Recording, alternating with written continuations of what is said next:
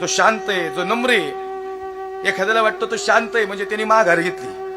त्यांनी माघार नसती घेतली, त्याचे संस्कार आहेत घरचे, तो तुझ्याशी भांडणं नाही करत. नाही तर तो भांडणं उतरला तो तुझी एक बी पिढी उपजार येऊन नाही द्यायचा. फक्त त्याला काय, त्याच्या संस्कारांनी त्याला अडकून ठेवलेलं आहे. सामदाम दंडभेद सगळ्यांकडेच आहे. म्हणजे तू तुझे पहिलं आजमावशील तर पुढच्याला नाही आजमावता येत का? त्याला बी आजमावता येतात, पण त्याच्या आई वडिलांचे संस्कार आहेत त्याला, त्यामुळे त्याला त्यांनी तिथं दाबून ठेवलंय. पण मला असं वाटतं समोपचाराने विषय सुटला पाहिजे, नाही तो भांडणाने नाही सुटत. लक्ष नाही का?